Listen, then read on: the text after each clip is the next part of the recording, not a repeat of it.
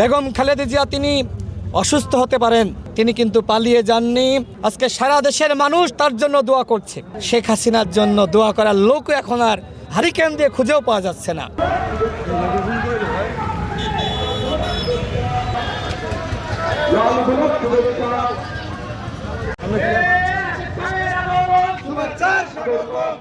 সাবেক প্রধানমন্ত্রী বেগম খালেদা জিয়া তিনি অত্যন্ত অসুস্থ। তার জন্য মহান আল্লাহ রাব্বুল আলামিনের দরবারে আমরা দোয়া করি, আল্লাহর জন্য তাকে সুস্থ করে দেন। ফ্যাসিস্ট শেখ হাসিনার বিদায় হয়েছে। আপনারা জানেন যে তার বিরুদ্ধে মৃত্যুদণ্ডের আদেশ দেওয়া হয়েছে। আমরা চাই সাবেক প্রধানমন্ত্রী বেগম খালেদা জিয়াকে আল্লাহ দীর্ঘায়ু দান করুক এবং তিনি যেন শেখ হাসিনার মৃত্যুদণ্ড তার জীবদ্দশায় দেখে যেতে পারেন।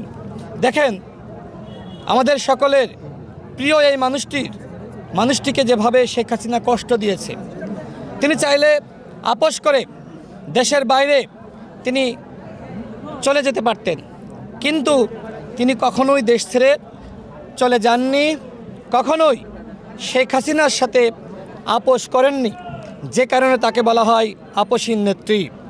তিনি জাতির অভিভাবক, আমরা সকলে তাকে শ্রদ্ধা করি, সম্মান করি, আমরা তার জন্য দোয়া করি।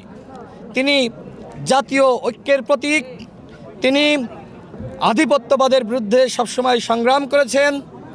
আপনারা তার বক্তব্যগুলো বিভিন্ন সময় শুনেছেন।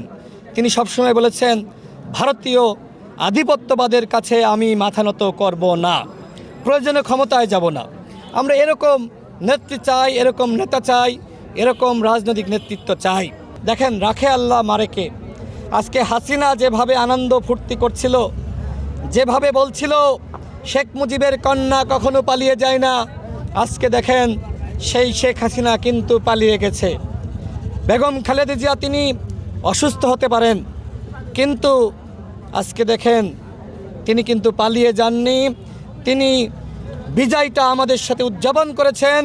তিনি এখনো পর্যন্ত বাংলাদেশে আছেন, এটি আমাদের জন্য অত্যন্ত আনন্দের। অর্থাৎ হাসিনার সাথে বেগম খালেদা জিয়ার এটি পার্থক্য, আজকে সারা দেশের মানুষ তার জন্য দোয়া করছে, দল মত নির্বিশেষে তার জন্য দোয়া করছে, যেটি শেখ হাসিনার জন্য দোয়া করার লোক এখন আর হারিকেন দিয়ে খুঁজেও পাওয়া যাচ্ছে না।